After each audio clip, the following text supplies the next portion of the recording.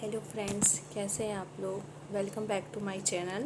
My name is Abhilasha और मेरी channel का नाम है study blogs with Abhilasha. I hope कि आप सब लोग बहुत अच्छे होंगे। और सबसे पहले मैं आपको थैंक यू बोलना चाहती हूँ कि मेरे कुछ वीडियोस पे 200 प्लस व्यूज़ हो गए। तो ये मेरे लिए बहुत बड़ी बात है, क्योंकि अब मैंने अपना चैनल अभी स्टार्ट किया है। उस हिसाब से 200 प्लस व्यूज़ होना मेरे लिए बहुत बड़ी अचीवमेंट है। तो मैं आप सबको अपने तहे दिल से थैंक यू बोलना चाहती हूँ कि आप लोग मेरे वीडियोस को देख रहे हैं, लाइक कर रहे हैं, कमेंट कर रहे हैं। तो बस इसी तरीके से अपना प्यार मेरे वीडियोस पे, मेरे चैनल पे बनाए रखिए। और अगर आप कोई भी सजेशन देना चाहते हैं, कोई भी इम्प्रूवमेंट चाहते हैं, तो कमेंट सेक्शन में ज़रूर लिखिए। तो आज मैं आपके सामने लेके आई हूँ, लास्ट वीडियो में मैंने क्लास 6 साइंस का चैप्टर डिस्कस किया था, second chapter components of food. और आज मैं आपके सामने ये बीएड का वापस से एक चैप्टर डिस्कस करने वाली हूँ। मैं एक चैप्टर नहीं डिस्कस करने वाली हूँ, मैं कुछ टॉपिक डिस्कस करने वाली हूँ। मेरा जो लास्ट वीडियो था बीएड का, उसमें मैंने सिर्फ हाफ चैप्टर डिस्कस किया था और वो 25 मिनट का हो गया था। तो मुझे लगता है बहुत ही ज़्यादा लेंदी हो जाता है, बहुत ज़्यादा आप लोग के लिए भी बोरिंग हो जाता है। तो अब मैंने आज डिसाइड किया है कि अब मैं अपनी हर वीडियो में एक या दो टॉपिक डिस्कस करूँगी। 10 से 15 मिनट का रहेगा, जिससे आपको देखने में भी बोरिंग ना लगे और समझने में भी आपको ईजी हो। तो आज मैं ये देखिए लेके आई हूँ समकालीन भारतीय शिक्षा, यानी कंटेम्परेरी इंडियन एजुकेशन। ये जो बुक है बीएड सेकेंड सेमेस्टर की, इसका थर्ड चैप्टर है केंद्र प्रायोजित हस्तक्षेप एवं विद्यालयी शिक्षा के लिए अन्य संस्थान। तो इसमें से ये चैप्टर तो काफ़ी लंबा है, मैं दो टॉपिक कवर करने वाली हूँ। क्या कौन से दो टॉपिक कवर करने वाली हूँ? एक तो मैं कवर करूँगी आपसे नवोदय विद्यालय और दूसरा केंद्रीय विद्यालय।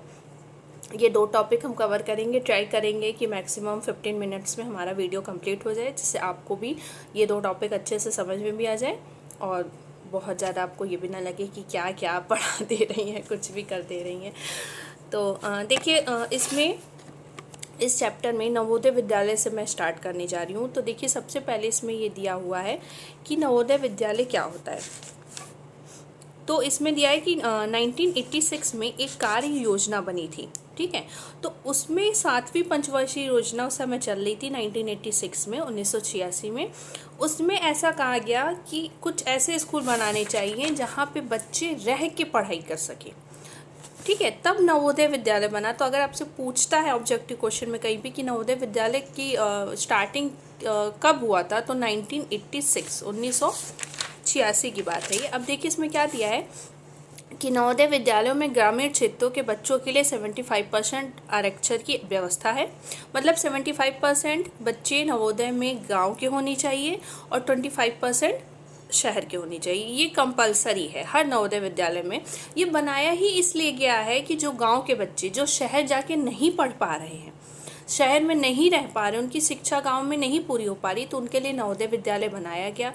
स्पेशल इसमें यह है कि इसमें आवासीय सुविधा दी है, मतलब हॉस्टल है बच्चों का। शहर के बाहर बनाया जाता है। आप जितने भी नवोदय देखेंगे हर सिटी के, वो थोड़ा सिटी से बाहर ही बनाया जाता है।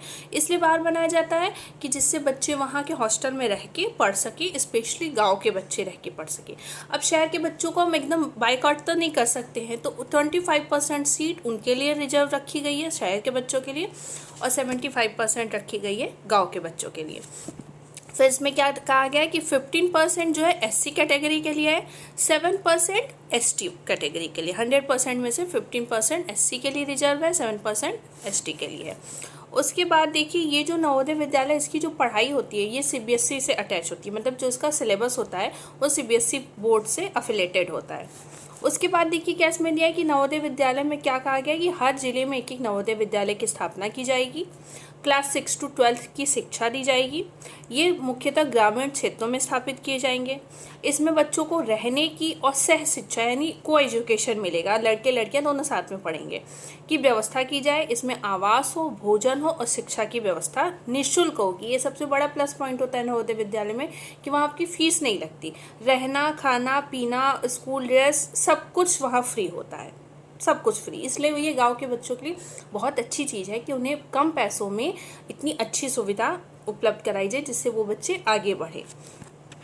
इन स्कूल्स में क्लास 6 से 8 तक की शिक्षा का माध्यम क्षेत्रीय भाषाएं होगी और 9 से 12 तक राष्ट्रभाषा हिंदी और अंग्रेजी जो है शिक्षा का माध्यम होगी। मतलब अगर किसी दूसरे, सपोज पंजाब में नवोदय खुला है तो 6 to 8 जो शिक्षा का माध्यम क्या होगा, पंजाबी होगा। गुजरात में खुला है तो गुजराती होगा, स्टेट लेवल की लैंग्वेज होगी।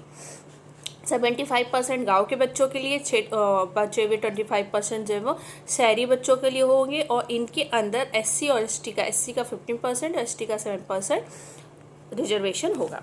प्रवेश के लिए प्रवेश परीक्षा आयोजित की जाएगी। अब देखिए क्या कह रहा है कि 2007 तक 565 नवोदय विद्यालय खुल चुके हैं। अब देखिए 28 फरवरी सन 1985 को एक समिति बनी जिनका ये कहना था कि नवोदय विद्यालय की स्थापना की जाए। अब इसमें क्या कह रहा है कि इसका जो समिति का मुख्यालय है दिल्ली में है।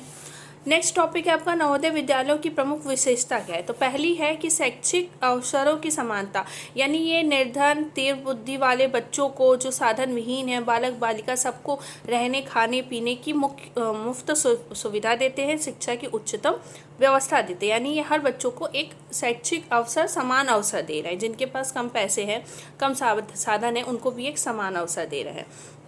माध्यमिक विद्यालयों को आदर्श प्रस्तुत करना, मतलब ये माध्यमिक विद्यालयों को दिखा रहे कि भाई देखो ऐसे पढ़ाई होती है, तुम लोग भी इस तरीके की योजना बनाओ कुछ। राष्ट्रीय एकता व सद्भावना का विकास, त्रिभाषा सूत्र, थ्री लैंग्वेज फार्मूला। तो इसमें क्या होता है, 3 लैंग्वेज फार्मूला में क्या मेन है कि एक तो आपकी इंग्लिश होगी, एक आपकी नेशनल लैंग्वेज हिंदी होगी और तीसरी आपकी स्टेट लैंग्वेज होगी। तो 3 भाषा यहाँ मेन होती है, स्टेट लैंग्वेज, हिंदी और इंग्लिश। फिर शिक्षा में नवाचार को प्रोत्साहन दिया जाएगा। प्राचीन संस्कृति व वैज्ञानिकता का समन्वय, यानी कि पुरानी संस्कृति के बारे में भी पढ़ाया जा रहा है और साइंस का भी नॉलेज दिया जा रहा है। ठीक है। फिर नेक्स्ट आपका है कि नवोदय विद्यालय के उद्देश्य क्या है। तो प्रतिभाशाली छात्रों के सर्वांगीण विकास के लिए उनके पारिवारिक, सामाजिक एवं आर्थिक स्थितियों में भेदभाव के बिना आधुनिक सुविधाओं के साथ उच्च स्तर की शिक्षा उपलब्ध कराई जाए। प्रतिभावान बालकों का सर्वांगीण विकास किया जाए। अनुभव और सुविधाओं के आधार पर शिक्षा में सुधार के लिए केंद्र के रूप में कार्य किया जाए। त्रिभाषा सूत्र के आधार पर 3 भाषाओं यानी क्षेत्रीय भाषा, हिंदी और अंग्रेजी की उचित व्यवस्था की जाए। अन्य विद्यालयों के लिए गति निर्धारित की जाए। ग्रामीण क्षेत्रों के बच्चों को शिक्षा का समान अवसर दिया जाए। देश की प्रतिभाओं का विकास करके राष्ट्र के विकास में सहायता की जाए। समाजवाद और धर्मनिरपेक्षता की प्राप्ति कर राष्ट्रीय एकता का विकास किया जाए। बालकों को विभिन्न प्रांतों की भाषा, संस्कृति, विविधता और बहुलता का ज्ञान कराया जाए। नेक्स्ट आपका नवोदय विद्यालय की कार्य पद्धति क्या है। प्रवेश यानी एडमिशन कैसे होता है। तो यहाँ पे क्लास 6 से 12th तक का होता है। ठीक है, नवोदय जो है वो क्लास 6 से क्लास 12th तक का चलता है। तो क्लास 6 में क्या होता है कि छठी भाषा में प्रवेश परीक्षा का आयोजन बच्चों को मातृभाषा या क्षेत्रीय भाषा में होता है। प्रवेश लेने वाले छात्रों को किसी मान्यता प्राप्त विद्यालय में तीसरी, चौथी और 5वीं की परीक्षा पास करना अनिवार्य है। तो क्लास 5 की जिस बच्चे ने जिस लैंग्वेज में अपनी पेपर दिया है उसी लैंग्वेज में उसे क्लास 6 का एग्ज़ाम देना होता है। अगर वो उसमें पास हो गया तो उसे एडमिशन मिल जाता है। निर्धन वर्ग के बच्चों के लिए ये स्पेशली होता है। शहर के भी जो बच्चे हैं वो उनका एक इनकम क्राइटेरिया बना है कि उनके फादर की इनकम इतनी है, इससे कम है तो ही वे अप्लाई कर सकते हैं। तो बेसिकली नवोदय विद्यालय उन बच्चों के लिए है जिनकी आय कम है, चाहे वो शहर के हो और चाहे वो गाँव के हैं। करिकुलम की बात करें तो सीबीएसई बोर्ड से अटैच इसका सिलेबस होता है। एक्स्ट्रा करिकुलर एक्टिविटी अच्छी खासी होती है, हर चीज़ बच्चों को सिखाया जाता है, खेलकूद सारी सुविधा दी जाती है, पूरा टोटल डेवलपमेंट होता है बच्चों का। टीचिंग मेथड में देखा जाए तो व्यक्तिगत शिक्षण पर बल दिया जाता है, बालकों की सक्रियता व स्व अनुभव पर बल दिया जाता है, व्यवहारिक व सृजनात्मक कार्यों पर बल दिया जाता है और अधिगम अध्यापन प्रक्रिया एक साथ होती है। मतलब सीखना सिखाना सब एक साथ चलता है। नेक्स्ट है भोजन व आवासीय व्यवस्था, खाने की व्यवस्था होती है, रहने की व्यवस्था होती है। प्रबंधन व प्रशासन, तो क्या कह रहा है कि केंद्रीय माध्यमिक शिक्षा परिषद इसके प्रबंधन व प्रशासन के लिए उत्तरदायी है। इन विद्यालयों के केंद्रीय प्रशासन के लिए निदेशक, उपनिदेशक, सहायक निदेशक आदि लोग होते हैं। नवोदय विद्यालय समिति केंद्रीय नवोदय विद्यालयों के लिए फर्नीचर, उपकरण और आवासीय सुविधाओं की व्यवस्था करती है। नवोदय विद्यालयों की वर्तमान स्थिति देखिए क्या है। कि यह जब 1986 में बना था उस समय 2 नवोदय स्कूलों से ये खुला था। सिर्फ उस टाइम 2 नवोदय विद्यालय बनाए गए थे। 1985-86 में जब ये समिति ने कहा कि नवोदय विद्यालय बनना चाहिए, 2 नवोदय विद्यालय बने थे। अब क्या है देखिए, 2007 तक की बात इस बुक में की गई है। अब 565 नवोदय 2 से 565 हो चुके हैं। इन विद्यालयों में प्रतिवर्ष 30,000 से अधिक बच्चे प्रवेश पाते हैं और इस समय यहाँ 1,93,000 छात्र अध्ययन कर रहे हैं। तो ये इसकी करंट सिचुएशन है। और 33% जो सीट है वो गर्ल्स के लिए रिजर्व्ड रहती है कि 33% पे लड़कियों का ही एडमिशन होना है। नवोदय विद्यालय के 9वीं कक्षा के छात्रों में से 30% छात्र किसी अन्य गैर हिंदी भाषी क्षेत्र के विद्यालय में एक सत्र की शिक्षा ग्रहण करते हैं, यानी कि किसी दूसरे लैंग्वेज में वो जाके एक सेमेस्टर का पेपर अपना पढ़ाई करते हैं। ये जरूरी है। नवोदय विद्यालयों का अगर मूल्यांकन की बात करें तो इसमें इसका जो मूल्यांकन था वो ये था कि गुणवत्ता, इसका उद्देश्य था निर्धन प्रतिभावान छात्रों को गुणवत्तापूर्ण शिक्षा प्रदान करना। परंतु अब यह देखना है कि जिन उद्देश्यों को पूर्ण करने के लिए नवोदय विद्यालयों की स्थापना हुई थी उनकी प्राप्ति कहाँ तक हुई, इनमें क्या गुण और क्या दोष है।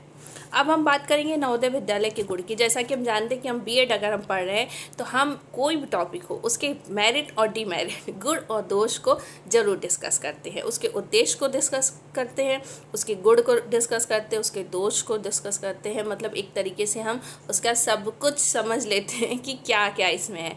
तो अब नवोदय विद्यालय में पढ़ रहे हैं तो उसके गुण और दोष के बारे में हम कैसे नहीं समझेंगे। तो गुण देखिए इसके ये है कि, और ये सब चीज़ जरूरी है। आप कहीं भी टीचिंग के लिए इंटरव्यू देने जाएंगे तो आपसे पूछ लिया नवोदय विद्यालय भाई क्या है, आप बताइए क्या है। अब पूछेगा मेरिट क्या है इसका, आपको पता होना चाहिए। डीमेरिट क्या है वो भी आपको पता होना चाहिए। ये सब चीज़ें तो कंपलसरी है ना, आपको आगे चल के काम देने ही वाली है।